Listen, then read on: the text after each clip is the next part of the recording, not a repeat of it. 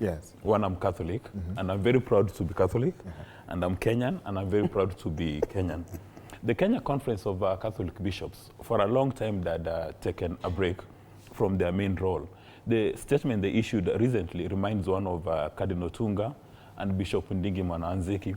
Yeah. When they called a spade, they didn't care who was in a position of authority.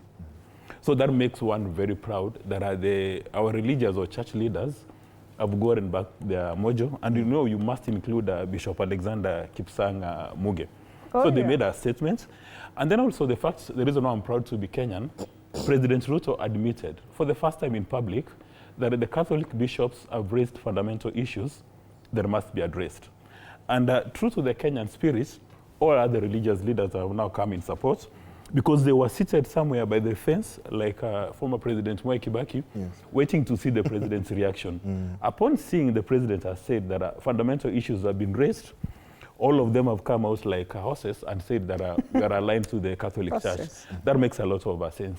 Number two, chief or chef or whatever nicknames people have given these radical reforms is what Kenya has been yearning for the longest time. It's part of the constitution. In other countries like Cuba, it's actually a human right. Even in Kenya, it's a human right. Now, the only challenge we faced is transition management. And in my view, what the relevant authorities would have done is to do a pilot, identify all the pain points, so that when they go on the full rollout, then they know the challenges. Okay. But again, as with many Kenya Kwanza projects, this project has been a victim of misinformation and disinformation. Because October last year, when the president signed the 4 bills into law, there were many provisions. Like, for instance, if you get an emergency today, if you're within the Kenyan territory, you'll go to any hospital and you'll be treated.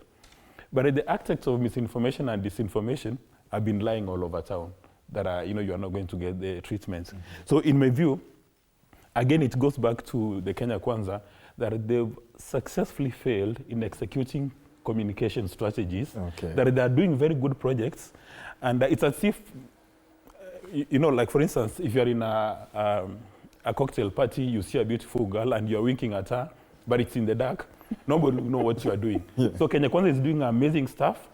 They're not communicating to Kenyans. And it's a tragedy that since we attained independence, Kenya Kwanza has got the highest number of communication directors. One wonders what they are doing. When you have signature Kenya Kwanza events coming up, the government spokesman speaks in a very condescending manner. The other people who've been appointed have no idea of these projects. So you begin to wonder, do these people understand that communication is a key plank in any political process? And Mheshimiwa Gloria,